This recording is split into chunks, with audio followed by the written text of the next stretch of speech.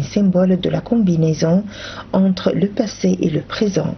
Il reflète la beauté de la nature égyptienne et l'importance de protéger l'environnement tout en valorisant l'histoire du Caire.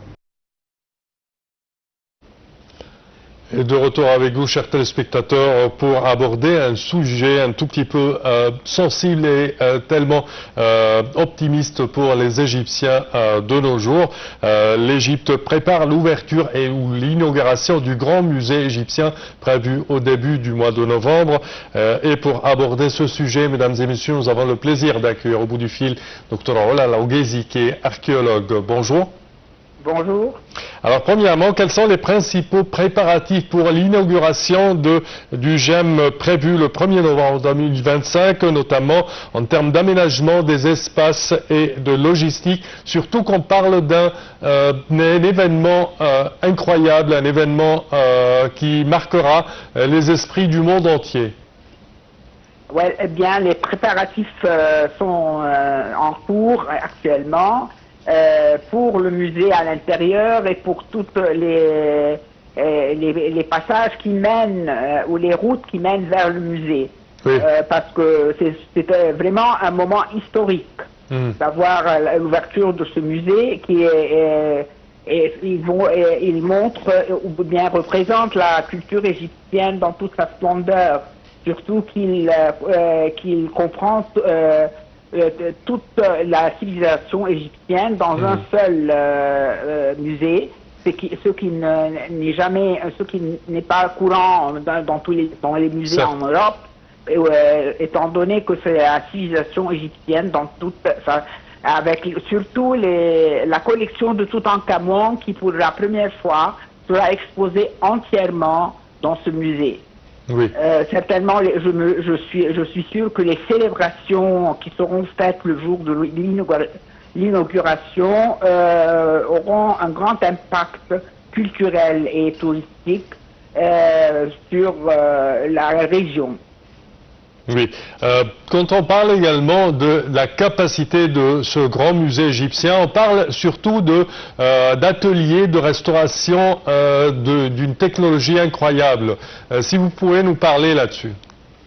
Les ateliers de restauration, certainement, travaillent depuis des années déjà, parce que les restaurations de tous ces objets devaient être faites bien longtemps avant l'inauguration, parce que c'est un travail très minutieux et nous avons de très bons, excellents restaurateurs et les ateliers sont énormes dans ce musée, autant que le musée lui-même.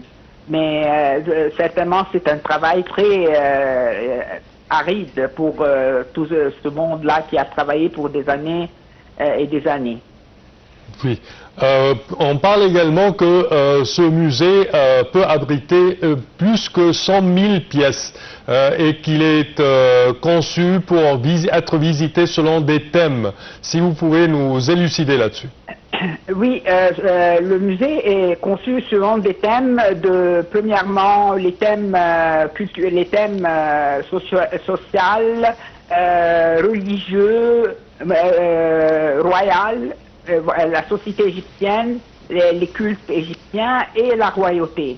Et il faut visiter ça durant toutes les périodes de l'histoire. On commence par l'Ancien Empire ou bien la période pré-dynastique, puis l'Ancien Empire, le Moyen Empire et le Nouvel Empire, et la période gréco-romaine. Tous avec le même... la visite passera par toutes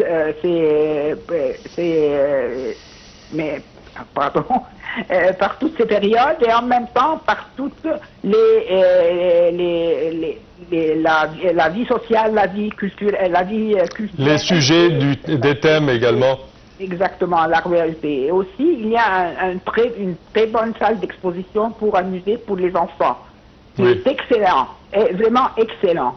Le musée est vraiment... moi, j'ai entendu dire d'une personne qui a visité avec moi, c'est plus beau que le Louvre. Alors, il faut s'attendre à avoir quelque chose d'exceptionnel. Oui. On parle également que l'éclairage et les systèmes d'éclairage sont d'une technologie de pointe et également qui traitent les monuments d'une façon bien professionnelle, je dirais même, qu'ils l'éclairent mais également sans l'endommager. Exactement. Et un éclairage très subtil et on le ressent pas en visitant, mais on voit bien l'objet, la pièce, tout. Ce n'est pas un éclairage qui ennuie, qui la vue des visiteurs, mais en même temps l'objet est bien illuminé. Selon vous, quel est l'impact de l'inauguration du Grand Musée égyptien en son intégralité sur le tourisme et l'attraction touristique en Égypte? Je m'attends à une attraction touristique exceptionnelle. Et déjà, sans le musée, il y a beaucoup de touristes qui visitent l'Égypte actuellement, même avec la chaleur.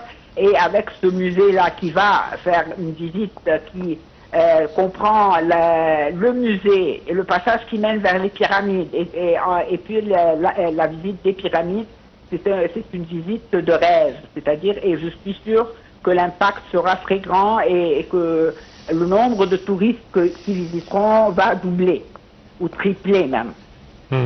Espérons pour le mieux. De toute façon, dernière question concernant l'inauguration du GEM. Est-ce qu'on peut s'attendre à quelque chose aussi grandiose que le transfert, par exemple, des momies du vieux musée égyptien jusqu'au musée de la civilisation, ou l'inauguration de l'allée des béliers des Sphinx à Luxor entre le complexe du temple de Karnak et le temple de Luxor? C'est une surprise, je peux pas en parler, c'est une surprise pour le monde. Moi-même, je ne le connais pas, je ne sais pas. Moi-même, je ne sais pas. Mais c'est vraiment, j'attends la surprise. Nous attendons tous avec vous, ce sera une très belle surprise, j'espère. Oui. Docteur Aoulal Aouguezi, je tiens à vous remercier énormément de vos explications. Merci à vous. Je répète que vous êtes archéologue. Merci pour vos explications. À présent, chers téléspectateurs, une petite pause.